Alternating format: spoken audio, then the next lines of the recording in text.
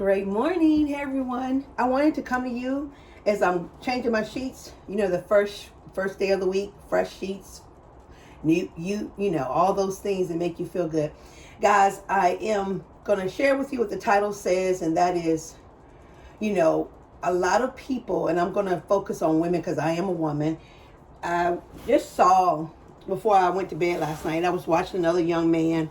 I think his name is Papa Laka. It's really cute. He's a young dude and he does response videos. And basically he was doing one on, you know, people living in their cars or hotels.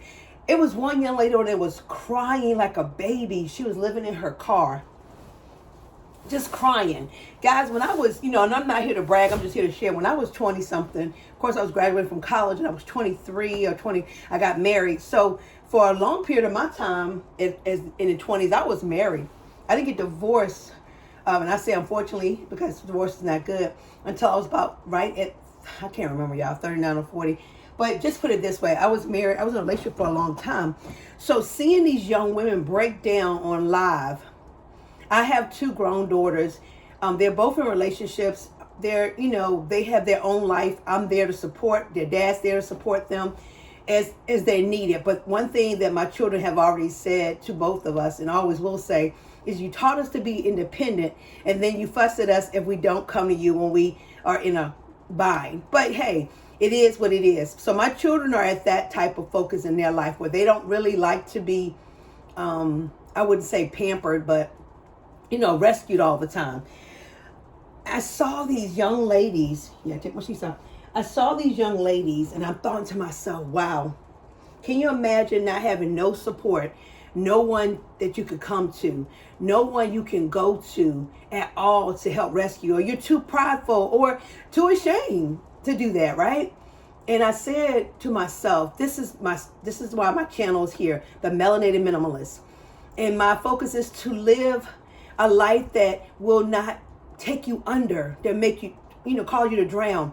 And some people have questioned me why I'm co-living or roommates. Let me tell you something. And I even listened to Gloria's Life on Wheels. I think she's an older, more mature lady, about 70 plus years old. She makes a lot of videos on living in a car, van, or truck, or whatever. But she makes videos on homelessness, being a senior in poverty. And I love her commentary because she's 100. She said this one person or several people must have come to her about living in a van or whatever, moving out their apartment so they could save money. And I'm putting this all together so you understand. So when she was sharing that, I was like, she said, make a list of 10 to 20 things that you must know before moving into a van. She also said, do a budget. Write down everything you spend for 30 days, down to the pennies, down to your food, everything.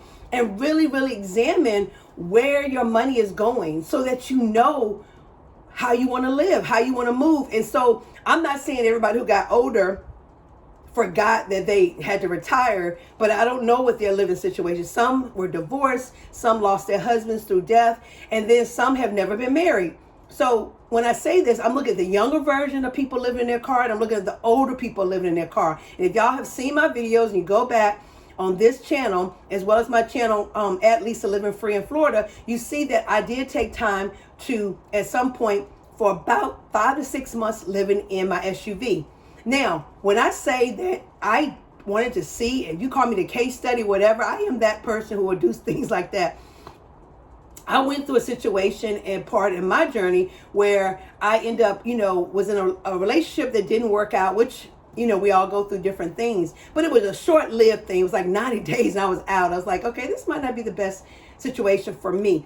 So I'm saying that life can happen, but you got to learn how to get back up on your feet and really, really push yourself so you won't get stuck. So I said that to say, when I did decide to live in my SUV, I had watched tons of videos.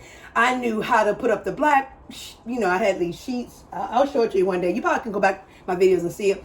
Where to go shower. Basically, I lived, and I said more of it's on Lisa Living Free in Florida if you really want to see it. You know, I had 2 gym memberships. One was Hot Works and one was Planet Fitness. And I did have another one that was with a friend she also let me use. And I use it every now and then. It was EOS, because we could go as dual. So I said all that to say, yeah, my money went to those two things. And then I lived in my vehicle while I was waiting for my apartment that I'm in now. This is my second year in this place.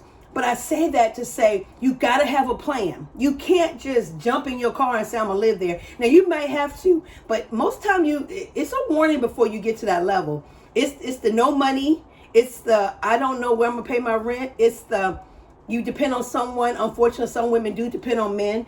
And I always say this to a lot of people. Y'all can say what you want. I'm at 50 plus, so I can say this. Don't depend on someone for your happiness and for all your livelihood. You got to have a skill set that would change the trajectory of your life. I always tell y'all that. Y'all can say what you want, 9 to 5s or whatever. I'm reading articles on the 9 to 5 is going away by 2034. We're going to do gig economy and everything's being set up. That's great. But I always told you guys to have a full-time career and to have that side hustle, where that gig economy, if that's the gig economy, that's the, Uber Eats, that's the Spark, that's the DoorDash. Those are your side gigs. Now you can have a skill set. I am a notary.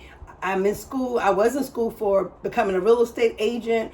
I have some other two to three other business. I make t-shirts. I have a lot of skill sets other than what I have. So I say this to everyone. Do not just depend on one thing. Have several things in it. Now, if you're married and it's a great marriage, praise God. And if it's not, oh well.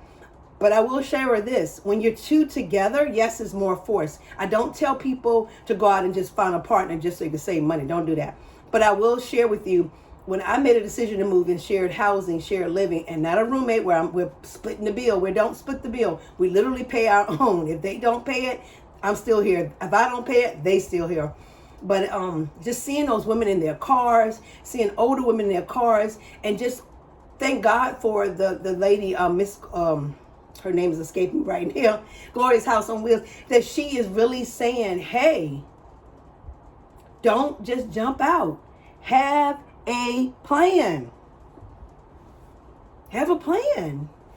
You got to write it out. Go to a park. Go to the beach. Go sit in your car and grab something to eat. And for an hour, just write down your thoughts. Get a journal, whatever. I've been doing the 21-day no spin with you guys. So with that should kind of push you forward, right? That should push you forward. Some of y'all may not thought it was a big deal, or you just was interested. It's okay. But I wanted to make this video this morning because I just felt in my heart that when I saw those young ladies crying, I saw a single mother who had like 4 or 5 kids.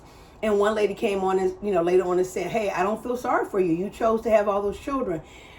Now, I'm a social worker, so that says a lot, that I'm always compassionate, whatever. And I do think some young women just don't have the right, proper people in their life to help them.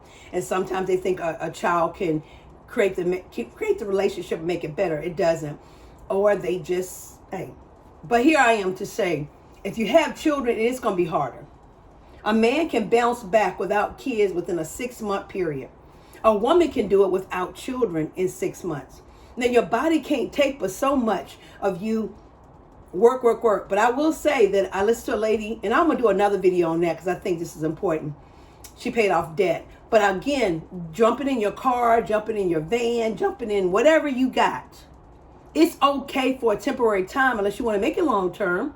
But if it's okay for a temporary time, and I do say this because when you don't have children, it's easier. When you have kids, you got to be very careful of jumping in your car because it's called protective capacity. Is that a good protective capacity for children, especially when you don't have a whole man in the car? I'm sorry, you guys. Ain't too much women going to be fighting no 6'2", 6'1", even a 5'2", young man who got some strength, because that testosterone will pop you and you'll be out for the count. I'm just giving you the scenario because it's truth.